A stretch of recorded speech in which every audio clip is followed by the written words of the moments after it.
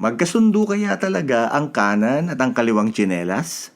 Alamin sa nakatutuwang kwentong ito na nilikha para basahin ng dalawang naghahalinhinan. Ito ay rekomendado sa mga batang edad 6 pataas. Ako si Kaliwa, ako si Kanan. Kwento ni Russell Molina, guhit ni Ibarra Crisostomo.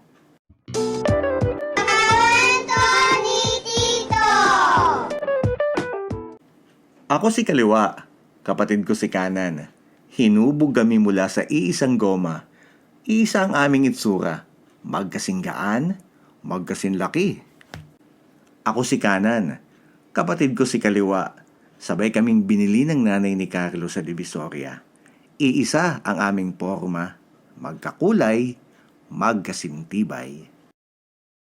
Maghapon ay nag-uunahan kami ni Kanan. Ako ang laging nauuna. Kaya ako ang paborito ni Carlo.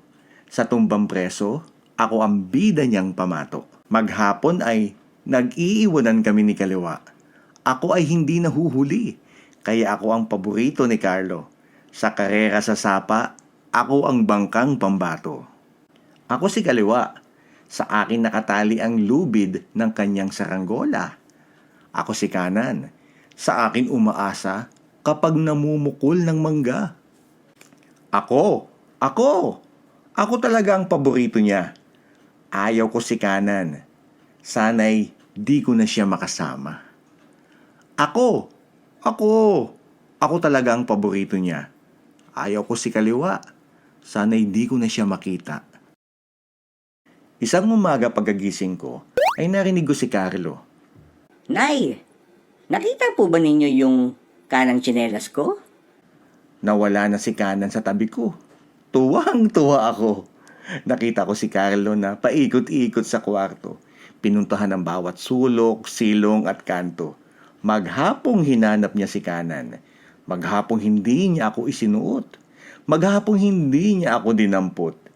Hindi kami naglaro ng tumbang preso. Mali pala ako.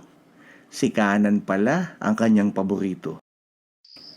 At pagdating ng gabi, isinilid pa niya ako sa aparador ng mga pinaglumaang sapatos.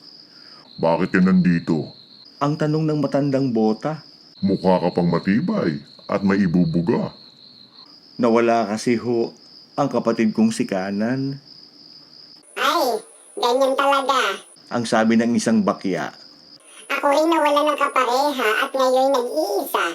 Di tuloy ako makaalis kahit ng isang hakbang. Dito, nakapirmi, nakatangot, nakalimutan. Nasaan na kaya si Kanan? Bigla ko tuloy siyang hinanap. Isang umaga, pagkagising ko ay nasa labas na ako ng bahay. Dinala ko rito ng asong bantay. Nawala na si Kaliwa sa tabi ko. Tuwang-tuwa ako.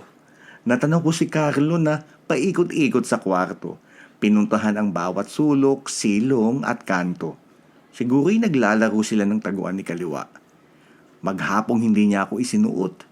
Maghapong hindi niya ako dinampot. Mali pala ako. Si Kaliwa pala ang kanyang paborito. At pagdating ng gabi, mag-isa ako sa kalsada. Bakit ka nandito? Ang tanong ng lumang gulong ng bisikleta. Mukha ka pang matibay at may ibubuga. Nahiwalay ho kasi ako sa kapatid kong si Kaliwa. Ay ganyan talaga. Ang sabi niya. Ako rin nawala ng kapareha at ngayon nag-iisa. Dito rin makalayo kahit ng isang dipa. Dito nakapirmi, naiwan at nakalimutan. Nasaan na kaya si Kaliwa? Bigla ako tuloy siyang hinanap.